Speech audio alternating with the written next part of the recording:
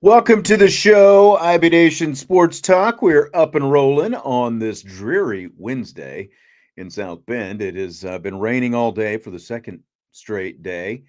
Jesse in Cleveland, Sean here in South Bend.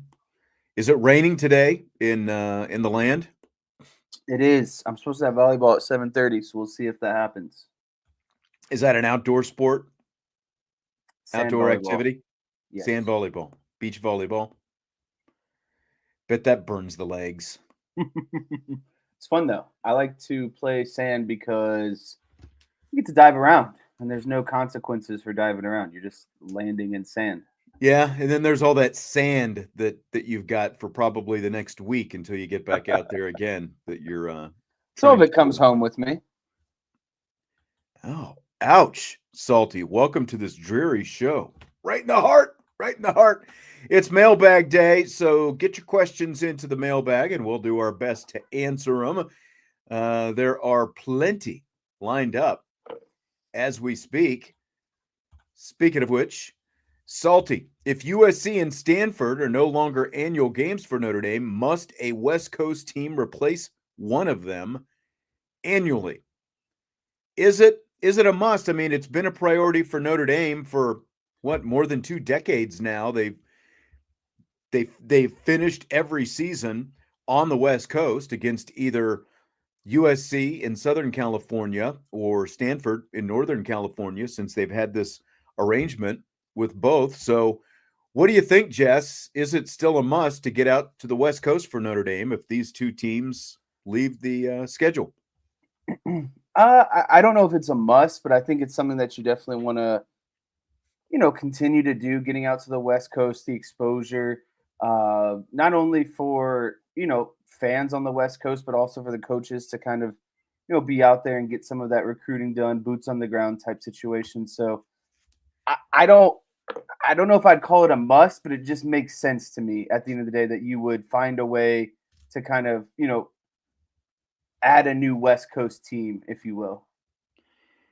I mean, it has been a priority for them, again, for a long time to get out there. Now, things have changed just within the last couple of years because, for example, what they used to do not that long ago, just within the last couple of years, is the season ends out there in either Los Angeles or Palo Alto, and the coaching staff would stay out there and, kind of hit the ground running. Now, that went away last year as they have changed the recruiting calendar and when coaches can visit and all that different kind of stuff. So and the thing is that the calendar situation, the recruiting calendar situation is pretty fluid. So I would say this, Notre Dame, obviously they are a national school and they want to be a national school. That's part of the draw of remaining independent. And they've never had to worry about the fact that they were going to get to the West Coast, Southern California specifically, at least every other year, going back to pre-World War II. I mean, 95 times in almost the last century, basically. So it's like it's never been an issue to at least get to Southern California every other year. It seems like that's a priority to them. So my answer would be yes. That staying on the West Coast, at least to some extent, at a very minimum, I would think every other year would be something that they would continue to want to do. And we've talked about Los Angeles, playing UCLA as a potential, like rotating them on. It's been several years since Notre Dame and UCLA played. And we've also talked about the possibility of Shamrock Series games, getting into, to Los Angeles still. You could still potentially play in SoFi Stadium and that kind of thing where the Rams and Chargers play. So I think that would still be a big priority for them to find a way to get out to the West Coast. Speaking of USC, he says, what school other than USC will allow a head coach to cause the end of a long rivalry simply because of his personal preference? I don't know. At the end of the day, it's. I think when you talk about generating revenue, rivalries are up there, and when you consider long-standing rivalries like Notre Dame and USC's, I don't really understand why the school would want to go away with it outside of or why Lincoln Riley would have kind of the ultimate say of ending such a long-standing rivalry with so much tradition. But I would have to believe that at a lot of other programs it just wouldn't be tolerated. But I think what makes this a unique situation is that obviously Notre Dame is an independent and USC already feels overwhelmed with their Big Ten schedule, not only the games that they're playing, but the travel as well. And so it seems like adding Notre Dame to that would be simply too much. And they don't want to have to use an out of conference game against Notre Dame. If you look at a lot of these Big Ten schedules and really Power Five schedules in general, all the non-conference games are just cupcakes because these Mm-hmm. teams are these bulked up Power Four conferences. I think are starting to intimidate a lot of these coaches, and so they're going to say, you know what? If we don't have to play more tough games outside of our already tough conference schedule, then we're not going to do it. So maybe this is something, that we're going to start to see more and more with the realignment of some of these conferences. I mean, it's very unfortunate. Rivalries have gone away, and like conference realignment actually brought back a rivalry. Remember last year, Texas and Texas A&M hadn't played in something like 14, 15 years, something like that, when A&M left to go to the SEC, and they were more than glad to leave Texas behind. They didn't necessarily want to play them. It's good for the fans. Like, could you imagine if Auburn just decided they wanted to pull out, no more Iron Bowl, like no more Alabama at the end of the year? Could you imagine if something like that happened? I mean, I think it goes beyond just Lincoln Riley. To be quite honest, I think that Cohen, the new athletic director, I think she's only been there for what, like 2+ years, something like that. I mean, she's playing a big factor in it as well. But I mean, definitely Lincoln Riley was the first one to sound this kind of alarm and get it going. It's really just it's pretty pitiful, honestly. And Justin says he just listened to an SE podcast. Oh, sorry for that. They think Notre Dame is ducking them by not accepting the 1-year extension. I mean, look, they're obviously going to have their own bias in this thing. We're biased to some extent, but the bottom line in this whole deal is this rivalry would continue if Notre Dame had its way. Oh, That's the 100%. long and the short of it. Is this rivalry would and will continue if Notre Dame has its way. So there's not a scenario. So Notre Dame is ducking SC for 1 year? Okay. SC is potentially ducking Notre Dame for the rest of eternity. So if anyone's ducking anyone, we know that it's USC. That's just there's no end of story. Joe says, if Kenny Mincchi were to be named the starter next fall and he bombed in the opener, how confident would you be a new starter would be named for the Texas A&M game? I mean, at that point, I think like bombed would have to be like you lose the game. He's got 2 to 3 interceptions. The offense just looks bad. I think that at that point, then it would be probably a 50-50 chance that they would replace him. But, this is such a hypothetical question because and the reason why I think they would give a lot of consideration is because both these guys are in the same boat. Guys who have no starting experience, both guys who are relatively young. And so, yeah, I mean, it wouldn't get any easier with Texas A&M. And so, again, if you have a bad game and the offense just looks like a complete disaster, I think you would have to make a decision. But I agree with what you're saying. I think that it would have to be such a colossal, like we're talking about multiple interceptions and like doesn't know his left foot from his right. And if that's the case, then obviously he shouldn't have been the starter to begin with. But like if and this is a hypothetical, because the question is being asked, if they're confident enough in either of these guys that he's going to be the starter in game one, they're not going to just pull the plug on this guy if he has a bad game before week 2. Because remember, there is going to be a bye week in between game 1 and game 2. It would have to be so colossally bad that that would force their decision. But in that case, then that's on the coaching staff anyway, because you put out a guy who obviously wasn't ready to go. And I don't think that scenario is a scenario that's going to happen, quite honestly. I love it when Jesse just does the slow nod after the question's over. It made sense. Like, yeah, man, yeah.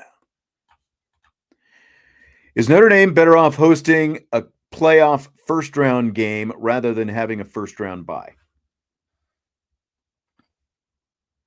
I mean, as a fan, I think I would want them to host a first-round game because that was the best game I've ever been to. And I think it creates an amazing environment. But I don't think that I would never take playing an extra game after watching them play as many games as they did last playoff season. And I think it caught up to them a little bit, against Penn State in the first half.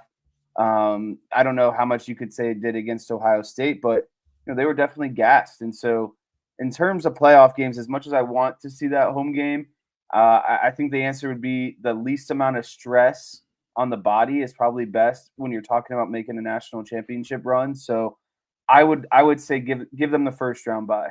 Let them get healthy. It's just an extra game that you don't have to play at a high level. Yeah, you can't overreact just because the 4 teams that had the bye lost last year. That's more about, I think, the way their coaching staffs prepared them to get ready to go. I mean, there is something to, okay, you didn't have to play, or like you did play in the first round, and so like you're kind of back into game speed or whatever. I mean, that happens in conference tournaments all the time, but like just because the teams with a bye lost this year doesn't mean they're all going to lose next year. And the way things are shaping up right now, we're trending toward not having buys anyway, or fewer buys anyway. But I agree with what you're saying. Like, look, Notre Dame beat Indiana, and it was awesome. It was a great environment and all that kind of stuff. But Riley Mills also tore his ACL in that game and was done for the rest of the playoffs. Like, every game you play, everybody who runs on the field is at some risk of injury, not to mention just wear or tear, but everyone is at risk of some kind of injury. And I think that every coach would say, take the rest, get your team ready to go. You don't risk any injury. You're on to the next round. So I would still take the bye. I'm not going to look at what happened in 1 year, very small sample size, and say that's the way it's going to go every year. So I would still take the bye rather than playing that first round game. Should Michigan have made a clean break from the cheating under Harbaugh rather than promoting Sharon Moore and keeping his staff? This is a really sticky situation. I think this is actually a really good question because at this point, it's like, why did they kind of continue to let a lot of this stuff linger around rather than, kind of cut and bait and you won a national championship, right? So like, I don't know how much you would call it starting over, but after winning a national championship, I think it's okay to at least have a couple, quote unquote rebuild years just because of everything that went into that Michigan national championship roster. But now that you still have some of these parties lingering around from the Harbaugh era, I just think it just continues to kind of taint that national championship. That cloud is going to continue to hang over the program until all of these things are finally settled out. And it's like, if you just got rid of everyone and brought in a clean staff, I feel like that cloud would start to move away a lot quicker. It wouldn't rain over Michigan as much. But you're also, regardless of who's coaching the team, if there are penalties to be paid, you're still going to pay them. Like if you get some kind of bowl ban, which happens a lot less all the time now, or whatever, like if you're docked some scholarships or whatever, regardless of who is coaching the team, you're still ultimately going to have to pay the price for that, whether it was Sharon Moore or if they brought in a completely different staff. But I mean, I could see you can definitely see the case for making a change, but you can also see the case for consistency because you did just win a national championship. So you lose your head coach to the NFL, but you keep on a guy who, by all accounts, is pretty popular. I mean, look, in Michigan circles, I think Sharon Moore was, very close to as popular, if not just as popular as Marcus Freeman was to Notre Dame here. And again, they were riding the high of winning a national championship. So I understand them keeping him around. And look, they improved as the season went on. Vince will never admit that, but they got better as the season went on. They showed it by the fact that they beat Ohio State. I'm not going to knock them for what they did early in the season with all the losses they had, the turnover, especially at quarterback, for the fact that at the end of the day, they beat their biggest rival and had a chance to knock them out of, being in the playoff national championship contention in the process. So I don't have a problem with them keeping the guy around. But, again, I see the other side of it as well, where you can say, well, maybe we should have made a clean break. But like I said, either way, if there are penalties, you're going to have to pay them. Going back to the last question, Brian says hosting means you're the favorite. Play it, especially the first round. Well, but having a bye also means you're the favorite, regardless of which team you end up playing. That's why you get the bye. You're rewarded for the bye. And that's part of why in the first iteration of the playoff this past year, Notre Dame was not put into consideration for getting a bye because of the conference championship stipulation. It sure is crazy, though, how all these conferences are just willing to throw that out the window after 1 year because they see it, as some kind of disadvantage now. But again, very small sample size. I'm not going to look at 1 year and say that's the way it's going to happen every year. I think it's a mistake if you do that. Tommy wants to know if you could create a new non-Notre Dame rivalry, what would it be? His would be Southern Cal versus Michigan State, the Trojan War. I like that. Give me a little second to think about this. Do you have anything that's coming to the top of your mind? I was actually trying to think of it as well.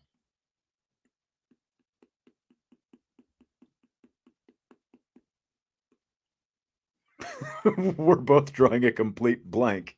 Well, there's a lot of teams. This is a natural one, the Trojan War thing here. Rivalries don't just happen overnight. Obviously Notre Dame and Clemson now is going to move into official rivalry territory, but it's more about, does Texas, for example, do Texas and Alabama become rivals? That wouldn't be a bad one. Now that Texas is in the SEC, or Oklahoma and Tennessee or Georgia or something like that. I don't know. You could always go ahead. You could always pick someone to bully up on LSU and Brian Kelly. That would be a good fun one. That's a good one. Texas and LSU.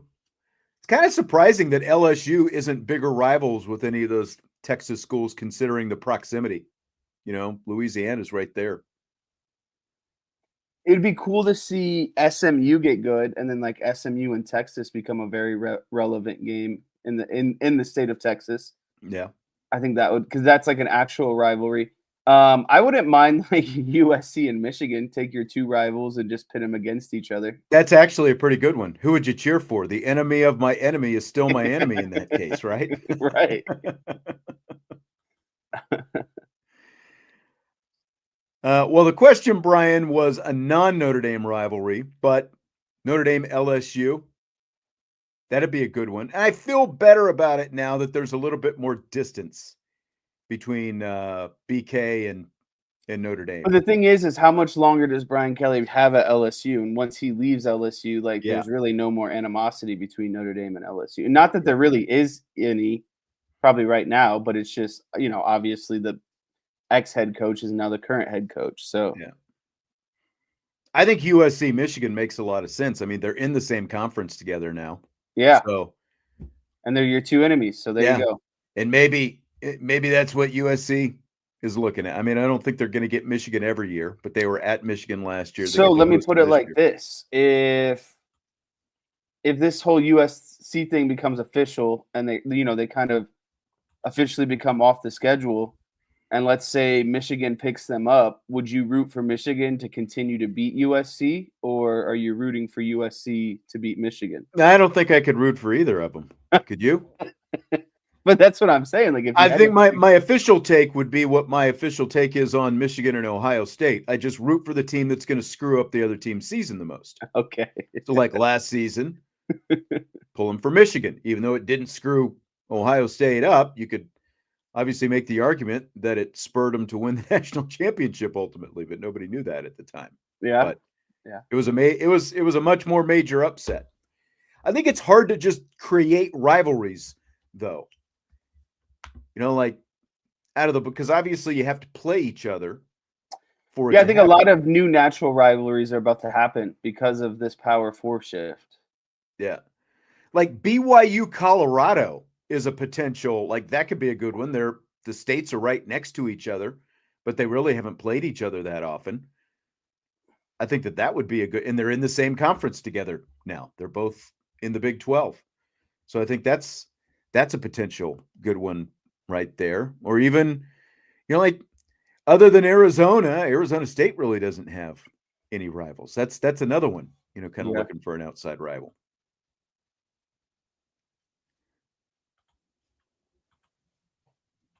All right, let me see. Would a team rest its starters for a conference title game, knowing they would host a first-round playoff game in that event and not wanting the longer layoff? I mean, I think this is. So you're saying throw the game to host the game instead of getting the first round bye. Right. Like the closest example that you had of this. Yeah, I just like Penn State was obviously playing to win the Big Ten last year. Oregon was playing to win the Big Ten. So Oregon's probably the best example, maybe. Or one of those teams like that, the team that was the favorite to win those games. Because he's saying, would a team rest its starters for a conference title game knowing they would host a first-round playoff game?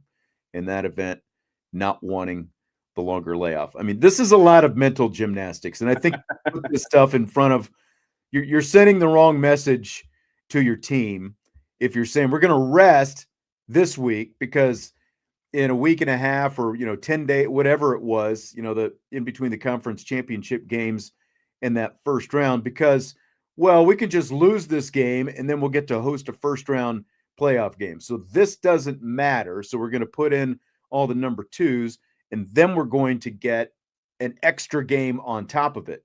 Because remember, if you win the conference championship game, as of right now, assuming the same scenario, the same seeding system as last year, you win the conference championship game, you're most likely going to get a bye. So I don't think so. I don't think that any coach would be doing this. I'm kind of in agreement with a lot of what you're saying. I think if you're going to play a game, you always are going to play to win because you never know what tomorrow is going to hold and you never know how the rest of the games are going to shake out. You might think because you lose this game, you get this seed or this and that, but what if all the other games go a completely different direction? It's like you never know, again, what the seeds are going to look like at the end of the day. And so I think it's always, and especially as a coach, it's play to win, no matter what. And I was listening. And to Joe's point, like you don't know what the matchup is going to be because you don't know what's going to happen in the other games either. Yeah, that's kind of basically what I was getting at as well. But I was listening to this podcast and they were talking about Nick Saban, and they said that the one thing about Nick Saban that he doesn't have compared to a lot of people is when a lot of people complete like a hard task or, whatever it might be, they always are like, it's like, put it like this, maybe like you worked out really hard for a week and you dieted hard for a week and you lost that 6 pounds that you wanted. And so on Saturday, you took the day off and you ate whatever you wanted and you didn't work out. Nick Saban doesn't have that switch in his brain. He's always going to the next level, right? And so there's no letdown. And that's basically what would happen. You allow a kind of natural letdown, and then your team doesn't come out and play with the same, edge, physicality, mental dominance after whatever break that you get, because you're allowing them to take that day off and say, you know what, you guys don't need to come out and perform and win a conference championship. Just take this one easy, and we will worry about the playoffs. But again, that's what made Nick Saban so successful, is he never stopped, even after winning games. Well, I He remember when he won his first national championship at Alabama. I still remember sitting there watching the trophy presentation afterwards, and the guy was not smiling, and like the look in his eyes said he was already thinking about what's going to happen next year. You know, he was already, it looked like, just the look on his face said he was already, you know, thinking about next year, what spring practice, you know, like all those different things Right. look like were running through his head already. Yeah.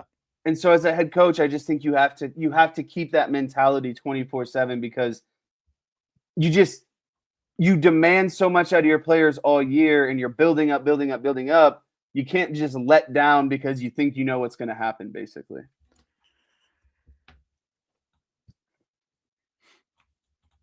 What are the odds the Big 12 gets 3 teams into the playoffs? 0 out of 10. I mean, they only got 1 last year. 0 out of 10. I like 2 is a stretch. 1, yes, but yeah, it would be, you 0. would have to have, yeah. I don't even know what scenario that would potentially work. Biggest concern with Miami week 1? To be honest with you, I think Notre Dame has more talent on both sides of the ball.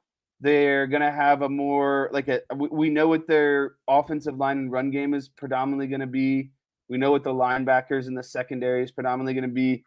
The biggest thing for me, game 1, is just the unknown of the other team. There's no film. Miami's going to have a new quarterback. Like, you just don't know how things are going to look. You can prepare as best as possible, but you're going on the road to a big environment, game 1, where there's just not a lot of film. And so, you know, when a team is more talented than other, how do you make that up? It's kind of like the element of surprise. And so what is Miami going to do to kind of keep Notre Dame on their toes? That's what I'm most worried about. It's just, we don't know what Carson Beck offense looks like in Miami. And so you can prepare all summer for that and game plan for it, but then Miami could just come out and show something completely different. Now you've got a new defensive coordinator. How does he react on the fly, on the road, big game, hostile environment, etc.? So that's the thing I'm most worried about, is just there's just no film going into game 1. And if you're the better team, I think it puts you at a disadvantage. Yeah, and that's why, and I do think that Notre Dame is the better team. I think they're going to have better personnel, and like from a quarterback perspective, there's no doubt they're going to have a more experienced quarterback. How much of a factor is that going to be? Because it's a little bit different. You know, I guess you can look at tendencies that Carson Beck had when he was at Georgia, but at the same time, you've got a completely different kind of team around him, completely different kind of offensive line in front of him. I know Miami, you know, thinks their offensive line is going to be pretty good this year, but you know, all the variables are so different. And that's why, for me, the variable that is the most, the quarterback thing, there's no experience. We all know that, but I still think that Notre Dame is going to be fine there. To me, it's more about the other side of the ball, and kind of piggybacking on what you're talking about. It's the addition of Chris Ash and just how he calls things and his ability, you know, to get pressures. Does he pressure the quarterback? You know, it's not going to look the same as Al Golden. You know, Al was like very good at not just disguising coverages and disguising blitzes, but bringing them from all different areas. And, you know, it was a very NFL defense. Now, Ash has the NFL background, so how much of that might permeate through his play calling as well. But to me, that's the biggest thing in week 1, is just not knowing how he's going to call this defense, as talented as I think it's going to be. Brian J. Irish says the offensive line. Again, I think the offensive line is going to be in pretty good shape, you know, knock on wood, assuming, you know, no injuries, and like they've got their best 5 guys out there. I think it's going to be pretty good and should be good enough. But at the same time, I mean, if you're concerned about it going into game 1, I can see that. But there's just going to be so much more experience this year compared to last year.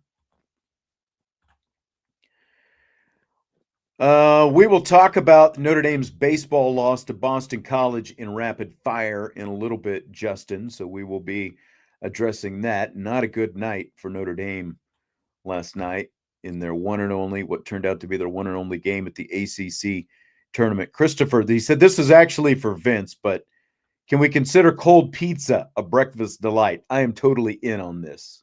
I'm in on cold this, pizza with some coffee. And I'll even kind of take this a step further. When you've had a couple beverages the night before and you order a pizza late and you're like, I can't finish this bad boy. And then you wake up in the morning and what do you have? There it is, baby. Some cold pizza. Hopefully you didn't leave it out all night getting stale. Yeah. No, but I actually, cold pizza, put it in the microwave for like maybe 10, 15 seconds, put a little hot sauce on it. Great delight. I've told you this before. I am a big proponent of leftovers. And you can even convince me with some food, not all, that leftovers is better than when you get it served fresh in person. That's true. Very true. The flavors kind of change a little bit. It all comes together, I think. How many more years of non-playoff seasons does BK have left at LSU? I think this is a loaded question. A non-competitive playoff seasons, I think 2.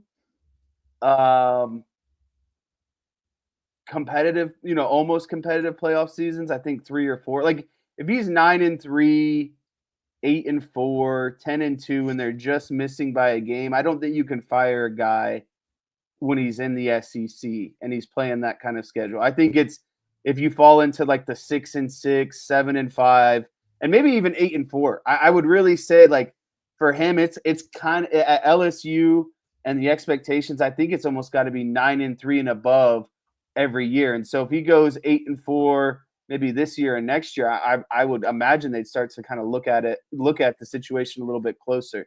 Well, and his buyout this year is $50 million.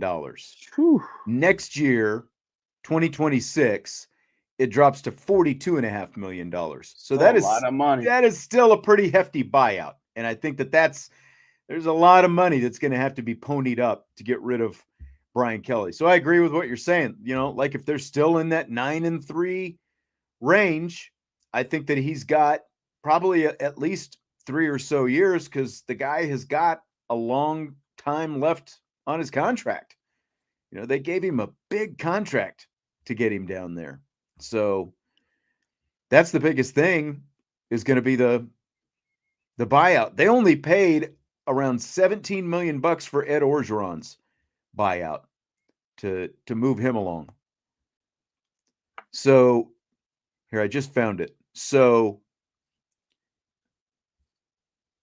it was over $60 million last year, over $50 million this year, 42.5 next year. Then it drops in 2027 to 33.1, 2028, 23.4, and then 2029, 13.5 million. So, I mean, it drops off quite a bit there at the end. But I think if he's winning 9 games a year, he's got at least 3 years left because that's a lot of money to be paying out to get rid of him and then bring the next guy in. You missed the lone Cubs question in the chat today. Where is it? Oh, it's up there. Do we really want it? I don't think it's bad. Did it just come in? No, it's from Andre at 5:18 p.m. Oh, my gosh. I know.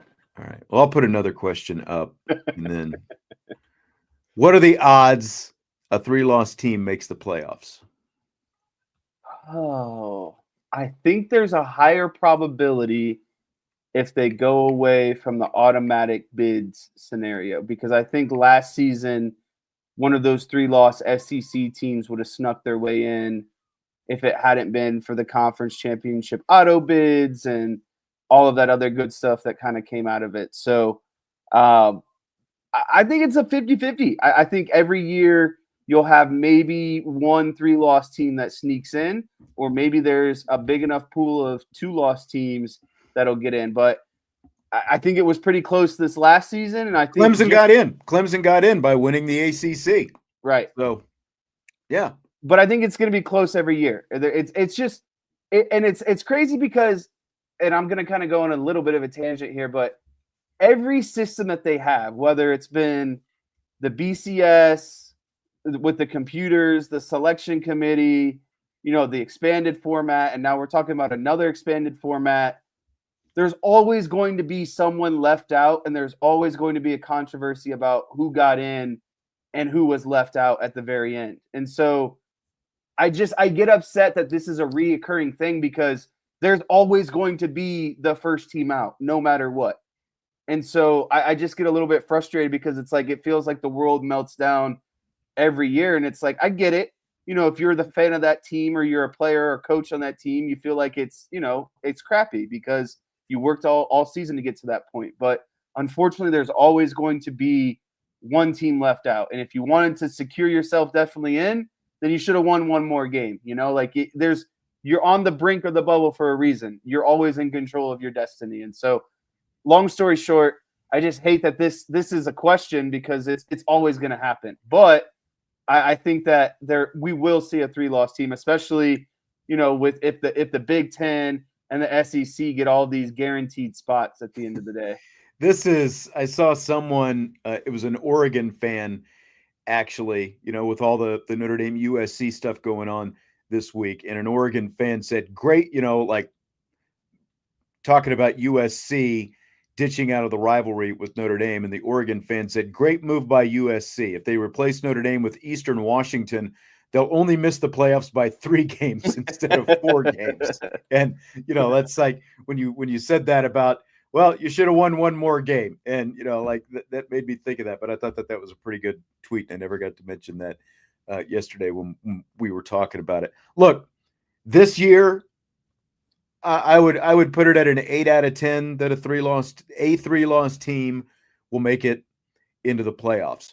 Once it expands to either 14 or 16, whatever it ends up being, you're going to see multiple 3-loss teams in, because teams that are ranked in that range, in that, just look at last year, in that 13 to 16 range, they're all going to have 3 losses. So, like, obviously, if it would have been a 16-team format last year, Alabama would have gotten in and Ole Miss would have gotten in, so like as they keep expanding it, which they're going to, we're going to see 3-loss teams making it in there. They're all going to be lower seeds. And it's also going to, I think, potentially make some of those first round games even that much more interesting. If you get some of those SEC, and this is what the SEC obviously wants, but if you get some of those SEC teams, in those ranges, they're going to be playing some of those first round games. And I think it makes for some potentially pretty compelling matchups, but I think we'll get at least one this year. So Andre wants to know, do the Cubs need an ace pitcher to win the World Series this year? So I think the unfortunate thing is their aces are both, one's on the IR and one's on the IL. One's season ending.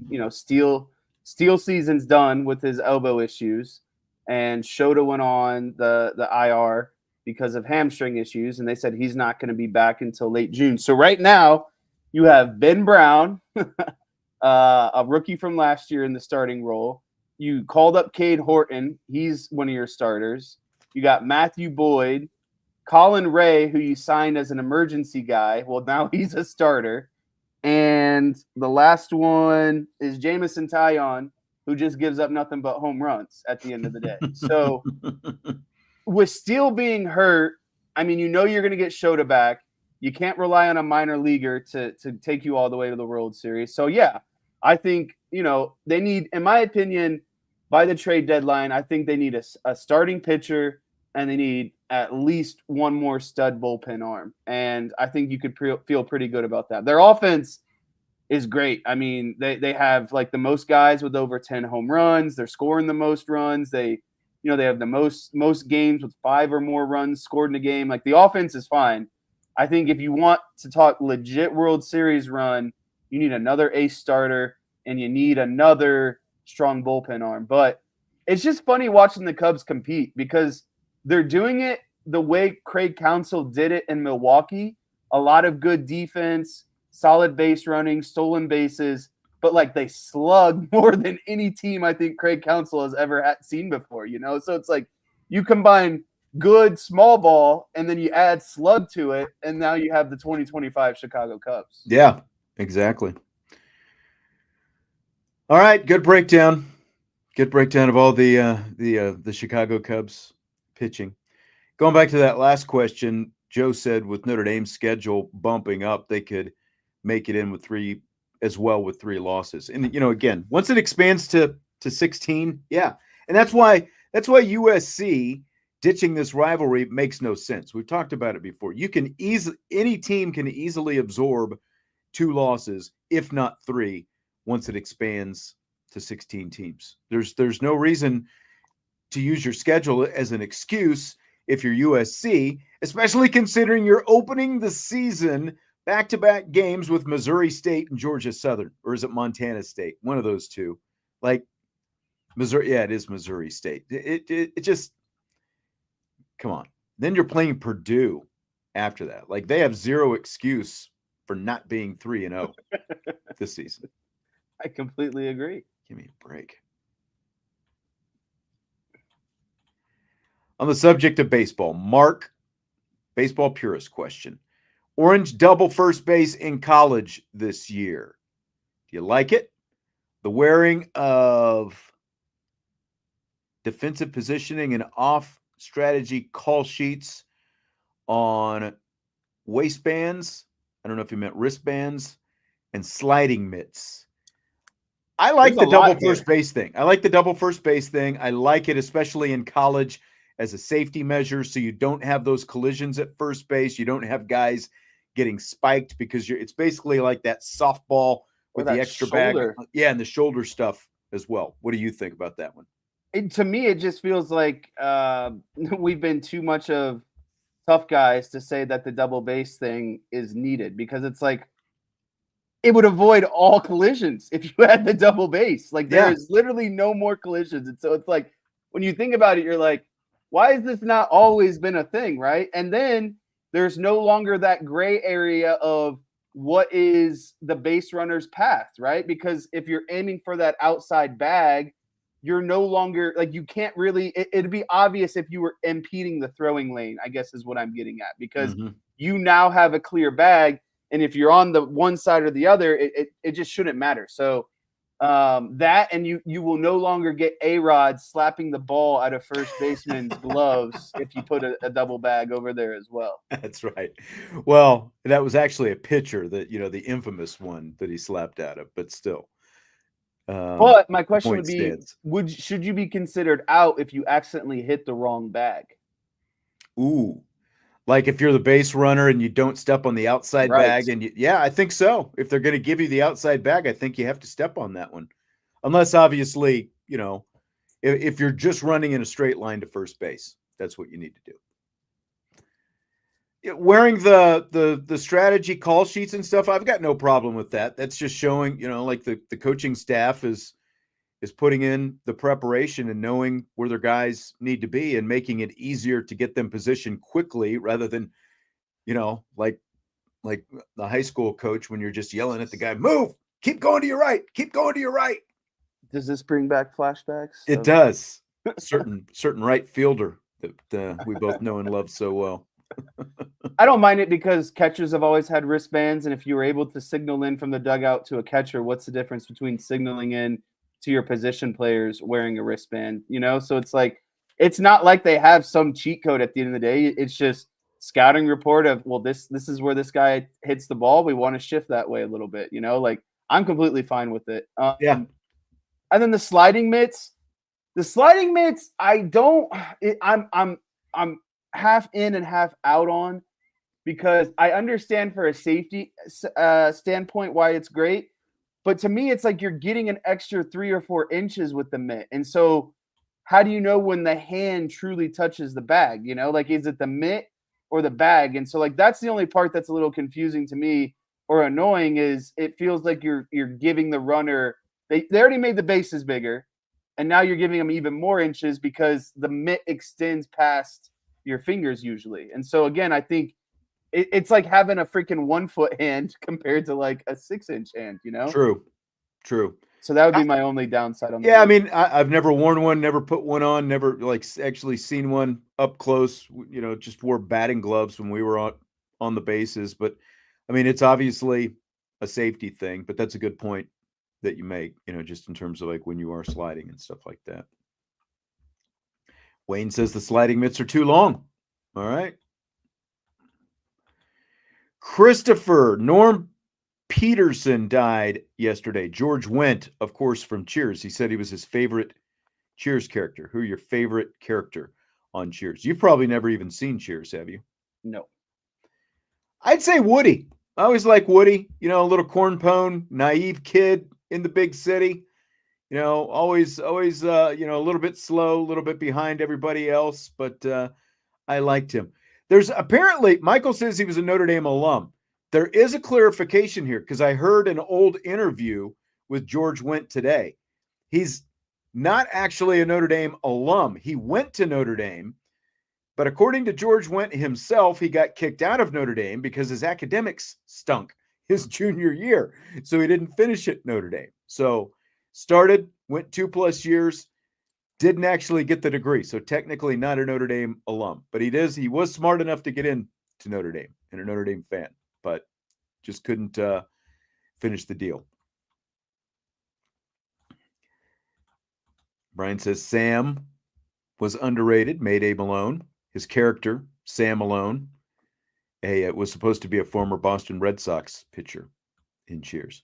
It's on a lot of the streaming platforms. I don't know if it would still play today with people your age or not. It's a little bit more. I mean, it was funny in its time in the 80s and early 90s, but doesn't have quite the same staying power, obviously, as like a Friends, because like people in your demo, the reason Friends is still so popular is because y'all identify with that because you're basically the same age as the characters were.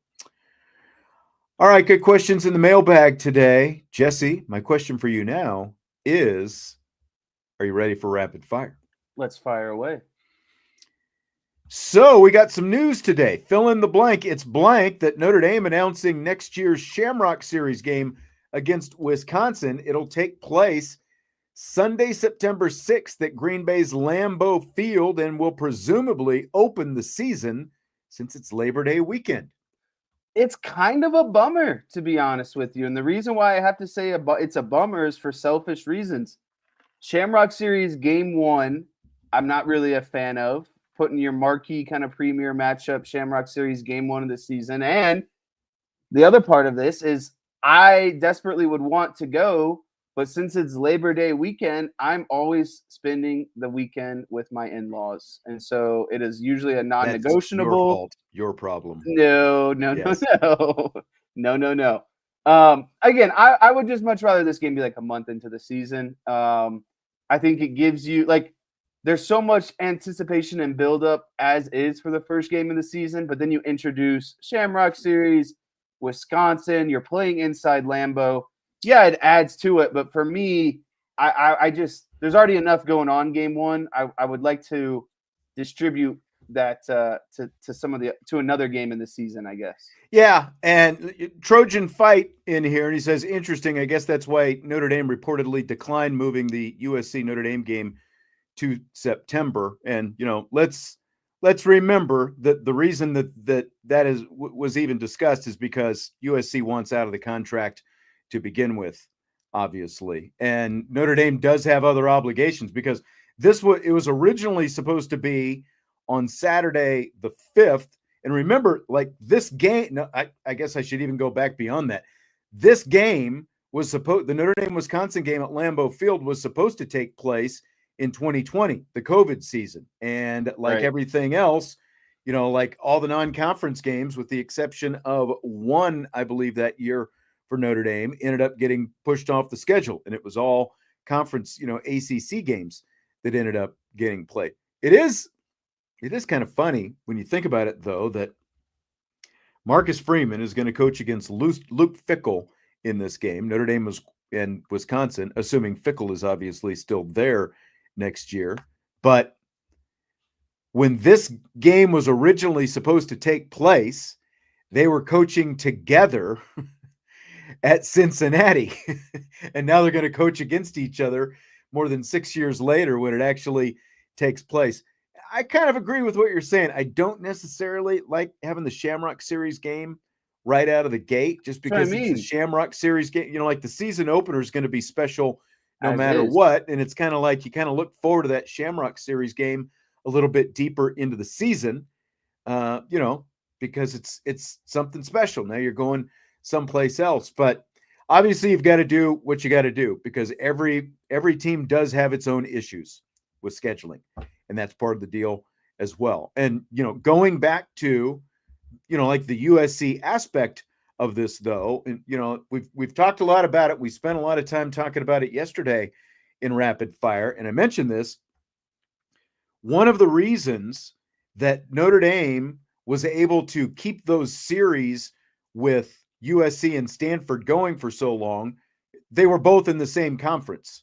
And so, obviously Notre Dame wanted to end up on the West Coast every year, whether it was Los Angeles or Palo Alto. And because they were in the same conference together, USC and Stanford, you might remember when they were in the Pac-12, they always played early in the season because they essentially had a partner to make those October and November slots work, because obviously one year it was going to be USC in October, the next year it was going to be Stanford, and the same in November. So to make that work, you needed two teams in the same conference that had the same issue. So those two teams would play at the start of the season. Well, now that USC and Stanford are in two different conferences, you don't have that ability, and that's why the front of the season is an opening for USC, but it's not so much the same for Notre Dame. And it's not as easy. It's not just as easy as saying, well, Notre Dame just needs to play that game at the start of the season. Not so easy when you have other contracts that have already been in place. And this one specifically with Wisconsin for several years, they've been trying to make this up since 2020 because of the COVID season. And now it's actually going to happen. So it's not all about just what your team's school's needs are. It's also about what the other team already has contractually, lined out for whatever's going on with it. So it's not simple. And, again, like from USC's aspect, it is now more difficult to carry out that October, November, year to year, plus the fact that obviously once you get into late September, you're into conference play now because they don't have a conference partner to switch off with Notre Dame. I mean, an easy solution to that would be just add Michigan back to the schedule on an annual basis. Then you've got a conference partner and you could, be flipping that around. Obviously, it wouldn't work out for Thanksgiving weekend, so you'd still have to figure out a way to move some things around. But I'm just saying, that's probably what you're going to need if you're going to be able to pull this off. You're either going to but again, you've got UCLA as well. So like we've said all along, just ditch Stanford and go to UCLA, and that way you're going to Los Angeles every year. And you're back in the same conference again, right? Yeah, that's what I'm saying. UCLA and USC are in the same conference together, so it's easier for them. Now that might mean they would have to move their rivalry game to the front of the year. I don't know if they would want to do that or not, but see, it just feels like this is a one-sided kind of. And it's hard because obviously being Notre Dame fans, it just feels like Notre Dame is doing a lot of the legwork and brainstorming, and USC just being like, nope, nope, nope, nope, right. Nope. And at the end of the day, again, why would they say yes? Because predominantly, what has it been? Another loss on their schedule, and they are playing a more tough conference schedule now. And so why would you feel the pressure to make it work with Notre Dame when you're already playing what you consider a tougher conference schedule? Right. And I agree with what you're saying there, but one of the things that USC has to realize is, look, Notre Dame sucked it up for about a decade when Pete Carroll was winning national championships and Heisman trophies. Right. Like Notre Dame sucked it up and didn't ditch out on the series. Like they kept it, they kept their end of the bargain. They took their butt whoopings, from year to year, and then it bounced back around. So, no, I get this, Michael. They don't care, but they should. I get it. History, tradition means less and less all the time. But at the same time, this is still the Notre Dame USC in the Coliseum is still the biggest moneymaker that USC has every other year. That's the biggest moneymaker they have. So they should care from that aspect about finding a way to make it happen. And it's also good for TV. Like when you talk about the TV partners and everybody else, everybody wants Notre Dame in USC, whether it's NBC, Fox, whoever it happens to be. It's big for everybody. And I do wonder, like from NBC's aspect, how much that potentially diminishes, and it's why you have to go out and find a Clemson to kind of have a nice little jewel to potentially replace USC with on the schedule. Fill in the blank. ESPN included Jeremiah Love on its list of the 25 best college football players who are not quarterbacks heading into this season.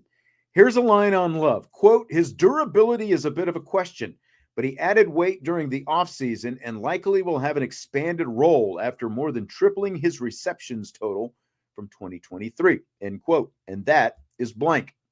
That is expected, but appreciated. And the reason why I say that is, as Notre Dame fans, we would expect him to be on the top 25 best college players who are not quarterbacks, because at the end of the day, we have Heisman expectations for Jeremiah Love, or at least a Heisman run at the end of the day, right? And so it's nice that the national media is now kind of all aboard the Jeremiah Love train that a lot of us Notre Dame fans, I think, have started and really, noticed over the last season or so. And I'll even go further to say, like, his freshman year, that run against Tennessee State, I believe it was at home, and I even diagrammed it on this show.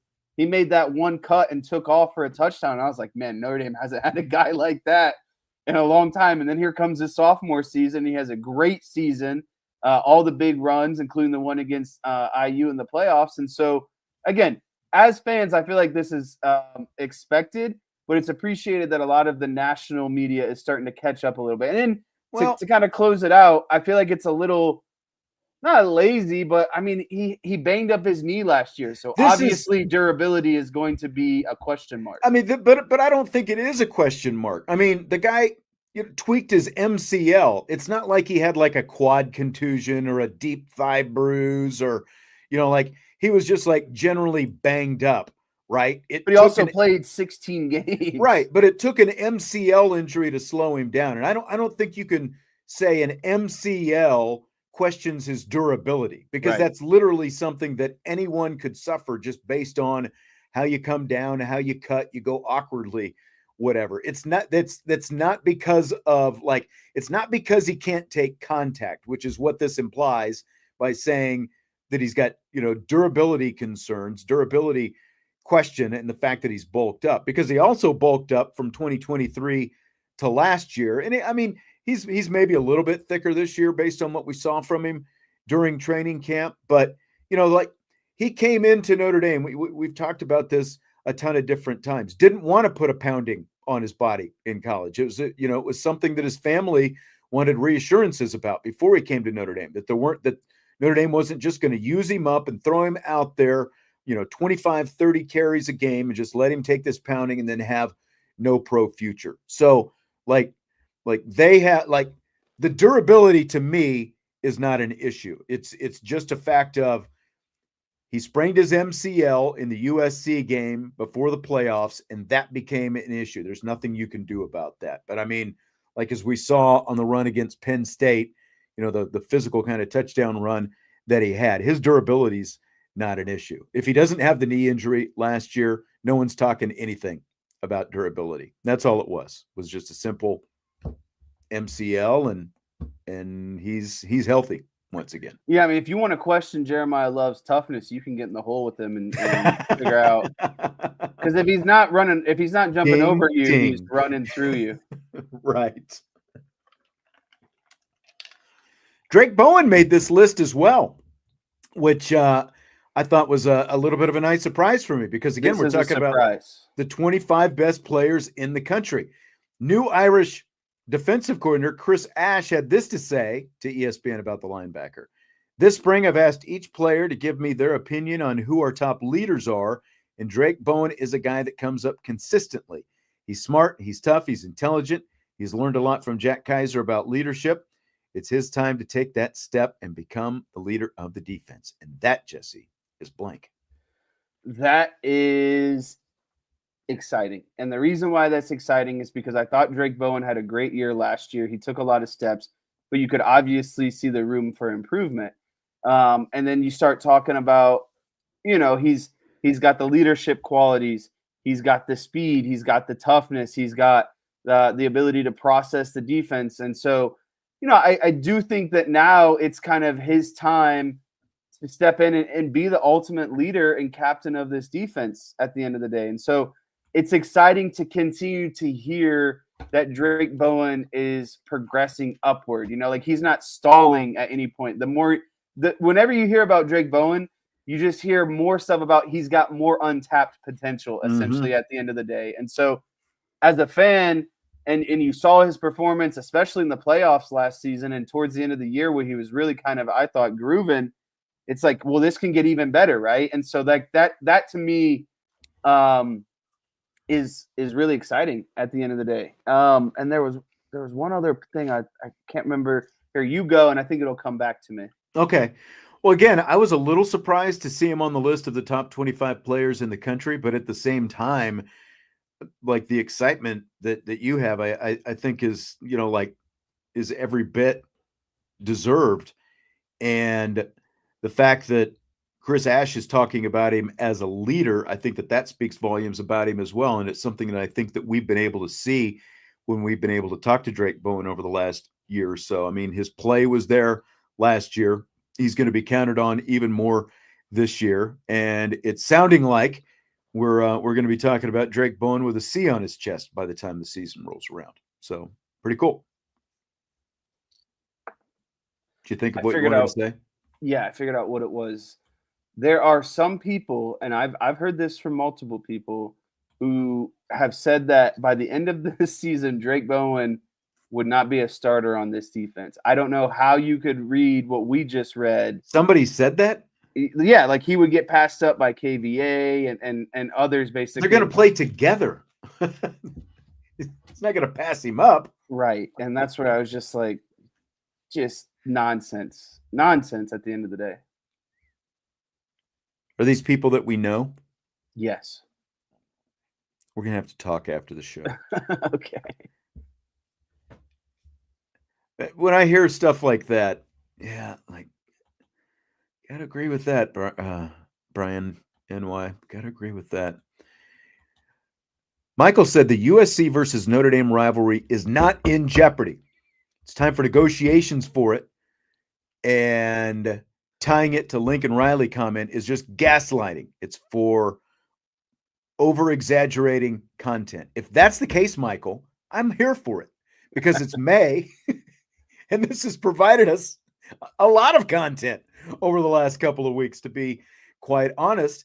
And, look, if USC, if this is the game of chicken that USC is playing, as you're saying, I don't know if it's necessarily that, but, like all this talk about, the series is going to come to an end. And now USC, wants to point the blame back at Notre Dame because Notre Dame won't move the game to the front of the schedule and all that. And, like they're going to go back and forth, and that's USC's game. And then they want to play the white knight coming out of the shadows and save the day. Fine.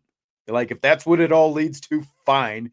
As long as are they just waiting continues for their hero moment to come back and be like, we saved the day. Look at us. Now, that's quite a conspiracy theory to say that that's what it is. But like I said, if that ends up happening, cool. I'm all for it because I 100% think the Notre Dame USC rivalry needs to continue. It does not need to end. There are too many rivalries ending in college sports, and we need to keep a great one like this going, especially when you're talking about Midwest, LA Flash, all that stuff, the intersectional, or as our friend Trevor Trowbridge said, the transcontinental rivalry. We need to keep it going. So Fill in the blank. Notre Dame women's basketball getting a commitment from 6'2" wing Bella Ragone, who's currently the number 25 player in the ESPN Hoop Girls 2026 rankings, is blank. A breath of fresh air. And the reason why I'm going to say it's a breath of fresh air is because it feels like ever since the season ended, all we've heard is negative, right. negative, right? And so it's finally nice. I mean, because it was, the first big thing was Olivia Miles, and then it was the rest of the transfers, and then it was, well, what is Notre Dame doing in the transfer portal to replace those players? And that didn't live up to people's expectations. And then the Hannah Hidalgo and Olivia Miles confrontation dropped on the internet. And then after that, Neil Ivey doubled down and said Hannah Hidalgo is going to be the best player in the country. And so it felt like a lot of Notre Dame women's basketball having to defend themselves, right? And a lot of, just negative. But for now, it's finally kind of that, like, we can sit back and go, they got a top recruit. It's good size. She's a wing. I'm hopeful that she can also shoot. And so you start adding all those things up and you're like, oh, this is actually pretty nice. And so that's where I'm at with this. It's just finally nice to hear a little bit of positive news finally. Yeah, exactly. And, it comes back to the fact that Neil Ivey and her staff can still recruit high school players, like elite high school players. This is another great player. 6'2". When I look at her, some of her film, she's left-handed, but it reminds me, just like watching her game, seeing her frame, she's like a left-hand version of Sonia Citron is what it reminds me of, just watching that. Sonia was obviously a wing as well. And she's averaged obviously just finished her junior season. She's averaged over 20 points a game all 3 years. So she's an obvious scorer. She averaged a double-double last year, as a wing, and just again, another great one. So it's good to see them back on track in the high school ranks, because obviously, that's where Neil Ivey has made her hay. And to your point, like, they really needed a win. And this is like, she comes from an athletic background as well. Her dad played quarterback at Louisville and was a backup quarterback in the NFL for a while. He's the quarterback's coach for the Rams right now. He was the Falcons offensive coordinator for 3 years. Her mom also played basketball at Louisville, so very athletic background, and you can tell it by watching her. So this is a really big pickup for Neil Ivey. And just like you said, with everything that's gone wrong, it seems like, since the end of Notre Dame's season, this is a really big kind of shining bright spot. She put it on her TikTok. So Notre Dame baseball lost 5-4 in 10 innings to Boston College in the first round of the ACC tournament. Scale of 1 to 10, how do you rate their NCAA chances after falling to the tournament's number 14 seed? So I'm a never say never guy, but I'm going to put this at a 1 out of 10. And losing 3 out of 4 games to Boston College this season is going to ultimately decide their NCAA fate. Both regular season, and you got hot, you won all those games, you came in at the 11 seed for what? To lose round 1 to the 14 seed Boston College? I mean, it's just pitiful. And again, if you win that, if you just flip it and probably win 3 out of 4, including last night's game against Boston College, you're probably one of the first teams in right now instead of the first teams out. But Boston College is a bad team. They're a bad program. And Notre Dame lost 3 or 4 games to them this season. I really think that's going to be the ultimate. We talked about picking up games against Wake Forest and Clemson and all that, but losing series to bad teams and then also doubling down and getting eliminated by them in the first round of the ACC tournament, it's just, how do you wipe that taste from people's mouth of, should we let Notre Dame in? Oh, they just lost to Boston College. Probably not. And that's the problem, because I think, like, Kentucky got knocked off in the first round of the SEC tournament, and there are going to be others getting knocked off. The problem is there are far better teams who are already ahead of Notre Dame on the bubble who have gotten knocked off, and you can't lose these kind of games. Like losing 3 of 4 games to a team that's 3 spots worse than you in the conference standings in the first round. I put this at a 2. I don't give them much of a shot. Unfortunately, you finished in 11th place in the conference going in. I realize that they were hot, but a lot of those wins, let's be quite honest, came against teams that are nowhere near the NCAA tournament bubble. Give them credit. They got series wins against Louisville and Miami. That's great. But the rest of those wins were not against good teams. And last night's loss was not against a good team. And you lost in 10 innings to them. Like they really needed to win at least 2, if not 3 games. And that's completely out the window now. So I think it's going to be a real long shot for them to get into the tournament when the selections come out on Monday.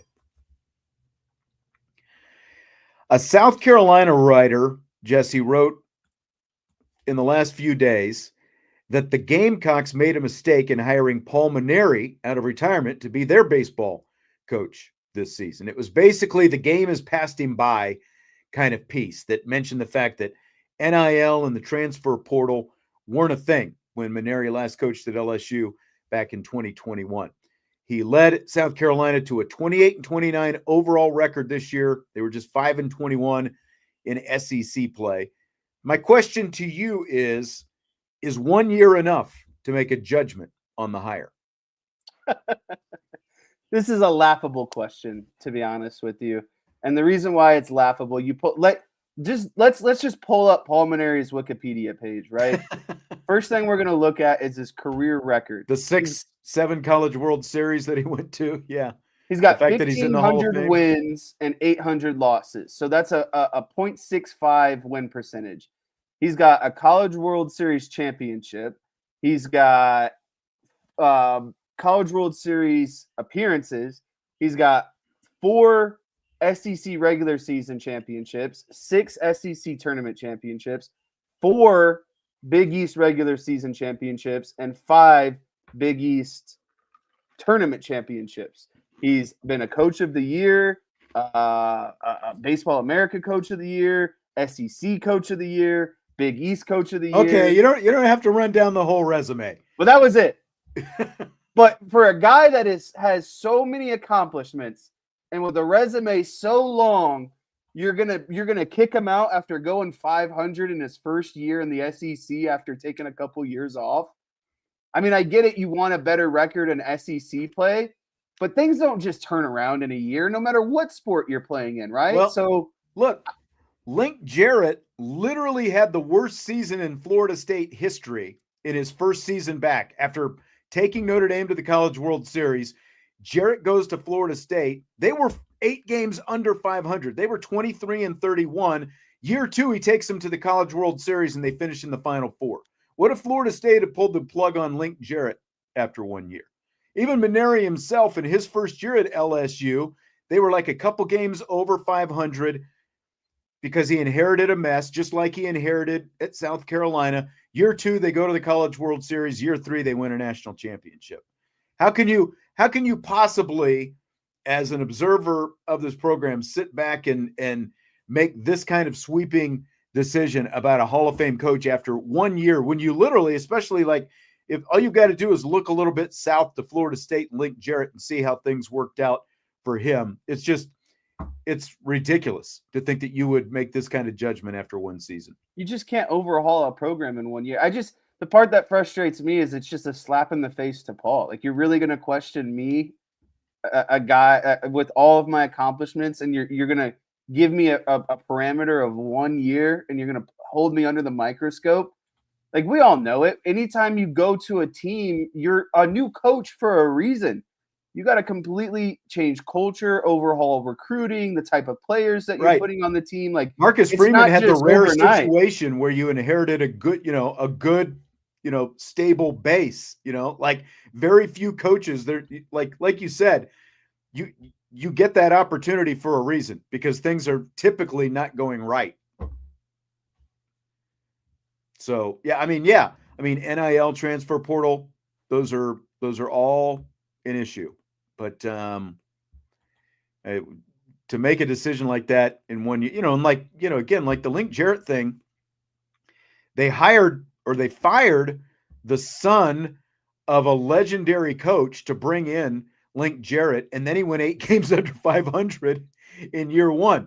Mike Martin Sr., the winningest coach in D1 history, his son, Mike Martin Jr., had the job. They fired him, who Link Jarrett was teammates with, by the way, at Florida State. And they bring in Link, and it's like, wow, what's this guy doing? He's 23-31 in his first season. Did we make the right call? Literally the worst season in Florida State history. And then all it took was one more year, and they're back in the College World Series. And again, that's why you've got to have some leeway, I think, because like, would they have liked to win more games? Sure. But they looked from afar anyway, like they were pretty competitive to whatever extent they could be, in a lot of different situations, because you're playing in the SEC. But you go out, you hit the transfer portal, and you can make a difference from one year to the next. That's exactly what Jarrett did at Florida State. Yeah, and that's kind of was going to be my next point. Is he brings up the fact that the transfer portal weren't a thing when he was at LSU. Yeah, it was. It's just you couldn't transfer as frequently and as quickly. And so, right, in terms of wanting to turn around a program, the transfer portal is going to help Paul, because Paul is going to kick out the dead weight and bring in the guys that he knows are more of a program fit for the program that he's trying to run. So, Brian says, does this mean Belichick gets more than 1 year? Yes. As well. Also, yes, did you see the Mac Brown comments today about Bill Belichick? I did. We'll talk about those. Unhinged. We'll save those for tomorrow. Just started shooting strays for no reason. I saw that literally right before the show was starting. I was like, "Ooh, juicy." We'll have to bring that in on tomorrow's show. So the much maligned tush push is going to stick around. NFL owners voted today to keep the tush push, and they voted down the proposal to ban the pushing of ball carriers. They got 22 yes votes, 22 yes votes, 10 no votes. They needed to have 24, so they fell 2 votes shy of getting rid of the tush push. Are you good with keeping it around? Double-edged sword question. I mean, I wouldn't have mind seeing it go away because of I hate Philadelphia and I hate Jalen Hurts and I hate having to watch that play happen against the Cowboys twice a season. But the other side of it is, as an analyst and a true, I think, football fan, got to stop it. Anyone else can do it. It's just the Eagles do it the best. And so if you're really upset, then you should master it like the Eagles and force teams to stop you. And so I don't find anything illegal about it. The only reason teams are upset is because they can't stop it and they can't replicate it the way that the Eagles do. I agree with that. And that's kind of the way that I've been on this. I will say that this is, the reason the tush push became a thing is because for 85 years, the NFL wouldn't let you do this, just like the Bush push. You weren't allowed to push players or the ball carrier into the end zone. So that's why nobody was doing it before. And then they changed the rule. I don't know exactly why they changed the rule, but they changed it a few years ago. And that's why the Bush push or the tush push came into play. So they went forever without it. And this has only recently become a thing where they have allowed it. So from that aspect, I understand why other teams would say, we shouldn't be doing this. We didn't do it for a long time. Now we are. All that said, just like you said, I'm a fan of a rival of the Philadelphia Eagles. It's no secret. You and I are both fans of a rival of the Eagles. We don't like the Philadelphia Eagles, but the bottom line is there's no one keeping anyone else from doing the exact same thing. 1, stop it if you don't like it. 2, perfect it yourself and use it yourself. Nobody else is running it the way the Philadelphia Eagles are. And I think that's what bugs most other teams, more than anything, is they can't do it and they can't stop it. Listen, anyone in the NFL could come up with a play that no one can stop. It's just they haven't, and the Eagles have. And so that makes it is the ultimate weapon, knowing you need 1 yard. Here we go. We're going to line up and we're going to get this 1 yard probably 10 out of 10 times. So it sucks. Don't get me wrong. And I love to make fun of it. And I love to add a lot of, what's the word? Explorative? No. superlatives around the word, Superlatives? around the tush push. But it's just I'm most upset because it can't be stopped and it works so effectively. So, and it's the Eagles. I think that would be my other thing is, like, if it were like the Bills, I probably wouldn't care as much, but it's the Eagles. So. Yep. That's exactly right. All right. Well, that is going to do it for today. We will wrap it up with that. Plenty of good stuff that we got to today. Tommy says, good thing you're a math guy, Jesse. Good thing. Hit the like button before you leave, and we will talk to you tomorrow on IB Nation Sports Talk.